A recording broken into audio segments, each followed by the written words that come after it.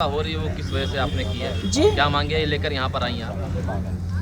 मैं इन मांगों को लेकर आई हूँ कि योगी जी पहले तो अमरमणि त्रिपाठी को, जो मधुमिता का मर्डरर है, और उसकी पत्नी मधुमणि को उत्तराखंड की जेल में भेजें।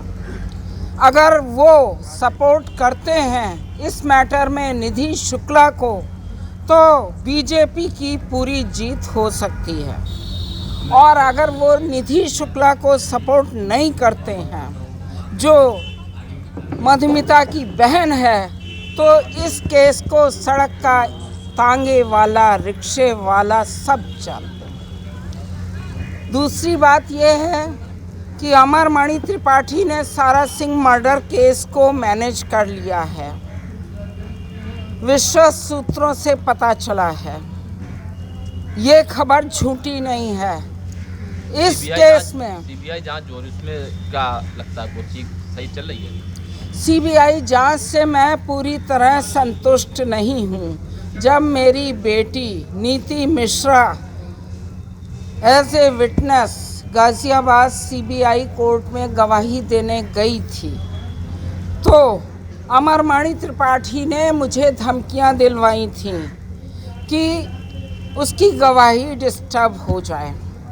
दूसरी बात यह है, अमरमणि त्रिपाठी और अमनमणि त्रिपाठी बाप बेटा दोनों मेरे और मेरे परिवार और निधि शुक्ला के परिवार और निधि शुक्ला को की हत्या करना चाहते हैं। और इस बात को मद्देनज़र रखते हुए योगी जी से मैं प्रार्थना करती हूँ कि उसको उत्तराखंड भेजा जाए।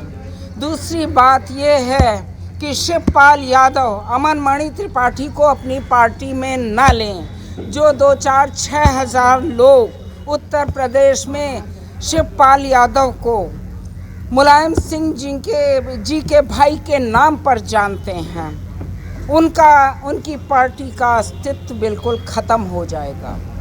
और कोई भी पार्टी, मायावती जी, कांग्रेस पार्टी, सोनिया गांधी, प्रियंका गांधी, राहुल गांधी, ये इनमें से कोई भी अमनमणि त्रिपाठी को नौतनवा और फरेंदा और उसके आसपास महाराजगंज में कहीं से भी टिकट न दें। कांग्रेस तो वैसे ही डूबी हुई है। और रहा मायावती की बीएसपी पार्टी की बात, उसको भी जन समर्थन पर आई है, क्या मांग को लेकर? देखिए, मेरी 2 मांगें हैं। सबसे पहली मांग तो ये है कि चुनाव आ गया है और अमनमणि सक्रिय हो गया है। और अमनमणि सक्रिय इसलिए हुआ है कि वो अमरमणि को किसी तरह राहत दिलवा सके। अब राहत उसको इस तरीके से मिलेगी क्योंकि वो इस नैनीताल हाई कोर्ट में उसने अमरमणि ने, उसके पिता ने और मधुमणि ने एक मर्सी पिटीशन फाइल किया है कि उसको रिहा किया जाए बीमारी के आधार पे। अब अगर वो सरकार में आज और इसमें जो कोर्ट में पिटीशन फाइल हुई है, नैनीताल हाई कोर्ट ने स्टेट गवर्नमेंट से रिपोर्ट मांगी है कि इनको रिहा किया जाए, आपका इस पर क्या कहना है। तो अब अमनमणि ने भारतीय जनता पार्टी के चक्कर काटना शुरू कर दिया है कि अब वो चाह रहा है उसमें भारतीय जनता पार्टी में शामिल होकर के सत्ता के संरक्षण प्राप्त करके वो अमरमणि के मन माफिक रिपोर्ट लगवा सके।